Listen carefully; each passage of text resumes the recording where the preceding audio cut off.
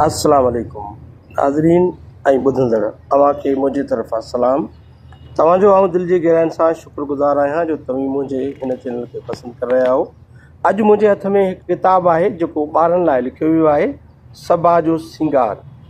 शोभराज हसाराम आडवाणी हिन खे सिंधी में तर्जुमो कयो आहे, जॾहिं त हीअ किताबु जंहिंमें ॿारनि जे हवाले सां आखाणियूं आहिनि मुख़्तलिफ़ क़िस्म जूं, इहो साल 1958 में सिंधी अदबी बोर्ड तरफ़ां छपायो वियो।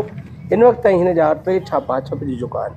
हिन किताब जी क़ीमत सिर्फ़ु 40 रुपया आहे। हीअ किताबु जेको आहे ईसवी सदीअ खां अॻु में संस्कृत ॿोलीअ में लिखियो वियो हो, जेको मुख़्तलिफ़ ॿोलियुनि मां तर्जुमो थींदे थींदे सिंधीअ में पहुतो आहे।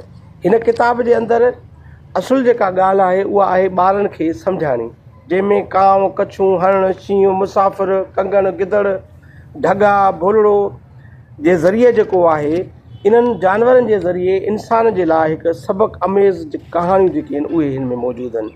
हीअ किताबु सभ खां पहिरियां संस्कृत मां ईरानी ॿोली में ऐं उतां फ्रेंच में ऐं ईअं चाइनीज़ में दुनिया जी तक़रीबन हर ॿोलीअ में हीअ किताबु तर्जुमो थी चुको आहे। सिंधीअ में हीअ किताबु जेको आहे 19वीं सदीअ जे आख़िर में तर्जुमो कयो वियो, जेको आहे तक़रीबन उन तर्जुमे खां 50 सालनि खां पोइ जेको आहे सो सिंधी अदबी बोर्ड तरफ़ां हीअ किताबु शाया कयो वियो आहे। मुंहिंजी मोज़िज़ वालदेन खे गुज़ारिश आहे त हू हीअ किताबु वठनि ऐं पंहिंजे ॿारनि खे हिन किताब में शामिलु कहाणियूं ज़रूरु पढ़ाइनि। हिन किताब जे अंदरि जंग जे बाबति फ़न जे हवाले सां बि ॻाल्हि ॿोल थियल आहे। हीअ सबक़ अमेज़ ऐं नसीहत वारियूं कहाणियूं आहिनि, जंहिंमें अख़लाक़ी कहाणियूं पिणु शामिल आहिनि। तव्हां सभिनी दोस्तनि जो शुक्रगुज़ार। शफ़ीक़ कांदड़ो, हैदराबाद, सिंध, पाकिस्तान।